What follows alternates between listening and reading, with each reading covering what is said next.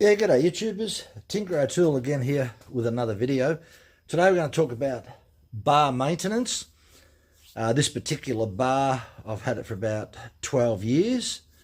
So periodically I check the surface of it. It's got a little bit of a nick in there. I don't even know how that actually happened. It must have got all jammed up, but you can see that little nick it's in there. But it still works fine. So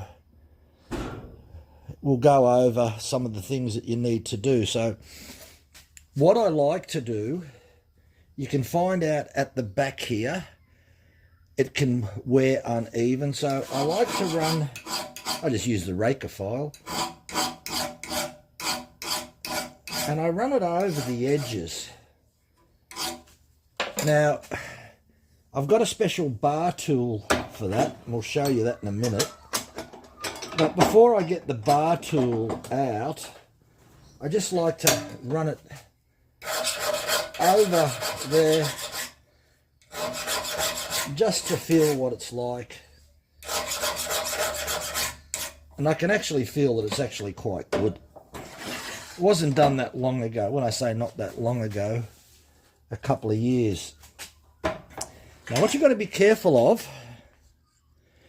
the nose can cause a few problems. Now, one way to just check the nose is that you get the file behind the sprocket. It's a little bit fiddly, but as you can see, the file comes very, very close. It's not too bad, the nose, it's actually not worn. But I have had some where you need a thinner file that can fit in between the sprocket.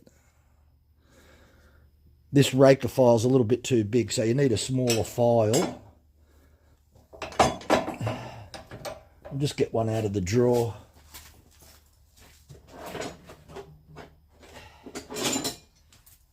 I've got a smaller file like this. It's a triangular file. So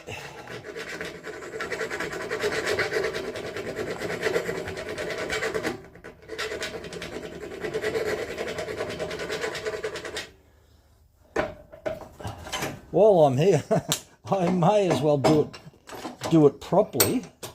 I don't have to check it. But every now and then,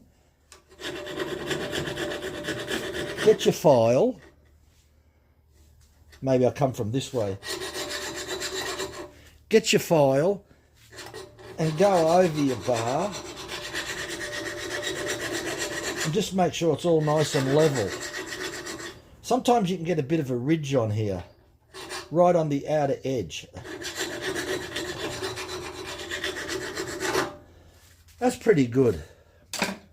Now, because if you don't check it every now and then, you can get to the stage where it really wears out and causes problems. And then sometimes you get a little bit of a lip on here and you need to run the file over. But this is a really great tool. You pick these up for a good price. And just need to tighten that up a bit more.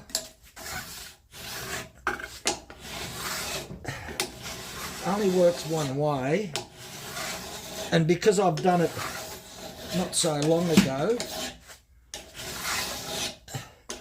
I can feel it just taking a little bit off. Now what I like to do, because it only works one way, I like to just flip it over and just give it a couple of strokes on this side as well.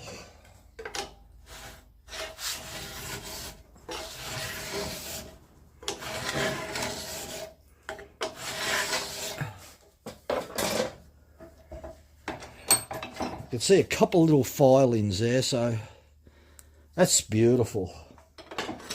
It's something that's only about $15, but it'll really look after your bar and keep it in tip-top condition. You only need to run it over like that a few times. You don't need to, unless it's really in bad condition, but I never let anything get bad.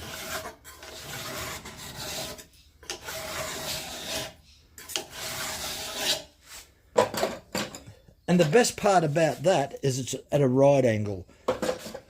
Nothing worse than I've seen people dressing the bar and having it on an angle. You'll do more damage that way. So that's fine. That's pretty easy to do. Just remember you need a little thin file like that. That's probably about 10 millimeters wide, 8 to 10 millimeters. Probably, yeah, something like that. Great for the nose. Nose is in good nick because I've done it before. Now, another tool I got for bar maintenance is this bar closer. And these are 2 ball bearings. This is the guide. And what you do with this one is that you place it on top of the bar and you close to put a little bit of pressure, and you pull this back, just loosen it again, put it in the same position, loosen it. Sometimes you can run up and down, but when you run up and down, sometimes it can come out. So I tend to just do it like that, loosen it back, tighten it back up. Do that about a dozen times because it really does take quite a bit of pressure to close a bar.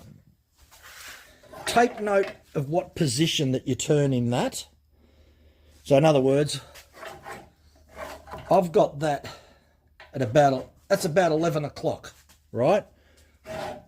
Just undo it back at 11 o'clock. Then do that about, depends how bad it's splayed open. Just do that a few times. You'll get used to using one of these. As I said, it actually takes quite a bit of pressure to close the bar up. And then put your chain on and check it if it needs a bit more, because you're better off doing a bit at a time, nice and slow, because if you close it too much, then you've got to put a screwdriver or something else in there to undo it, and that's not a good idea. Not putting screwdrivers in there to open your bar back up. So these are actually quite good. If you've got one of these, they'll last you a lifetime. It's mainly used, I mainly use it on bars that I've had for quite a long time.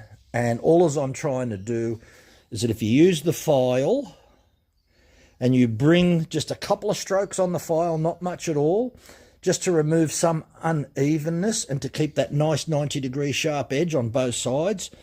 And the bar closer, you can use a drive link to check it. If you feel there's a little bit too much play, run the bar closer over a few times, and it's probably more like about 20 times. If you put too much pressure on it, you'll never be able to pull it. So that's why it can take quite a while to bring the bar back to normal if it's out a lot, because if you tighten this up a lot, it can take a lot of strength to pull it back. So they're 2 tools. That's bar maintenance. And then the only other thing you can do if you've got a bar, this is just a standard steel bar that's laminated and non-interchangeable sprocket. But on some of the more expensive bars that I've got, the solid bars, the solid lightweight bars, if you will, like the Stihl ES light bar, they're worth over $200 and upwards.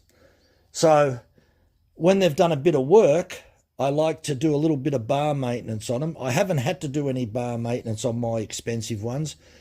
It's something that I check every couple of years. Depends. Look, if you were an arborist or someone that's doing it day in, day out, you're going to have to check a lot more frequently. But because I'm only a firewood cutter and I only cut a couple of times a year, I don't clock up hundreds of hours on my bars, whereas a professional person would clock up hundreds of hours quite easily. Okay, just to summarise, The only reason that you use the bar closer is if your bar's splayed open. Generally that shouldn't happen, but it can happen. Generally happens if you neglect your bar, if you run low on oil and you continue using the chainsaw. When you're low on oil, you're going to damage the surface edges and it can splay open as well. If you have filed or dressed the bar, it's always a good idea to use a square and make sure that you've got nice 90-degree corners. Before I was talking about filing the nose of the bar. If you have to file the nose of the bar, you could almost say that you're coming to the end of the life of the bar, because the sprocket will hold the the tie straps off the bar by about at least 1 millimetre. We've got a bit of a chain here. I could sort of show you that. But I have had bars where that has worn down and it was touching. So you'll be able to see pretty good here that the tie straps and the cutters are not touching the bar, they're sitting on the sprocket. But as the sprocket wears down, they come closer and closer to the bar, the nose anyway, the nose bar, and they can touch. And in that situation, if you still want to continue using the bar, you need to dress it. But in that situation, you're probably getting towards the end of the life, and maybe you should think about getting a new bar. So that's pretty much it. Bar maintenance is pretty straightforward. It's just a matter of getting a file and using that file holder, which will dress it at 90 degrees rather than do it by freehand. The bar closer is good if you've got a bar that's splayed open. Thanks for watching. Bye for now.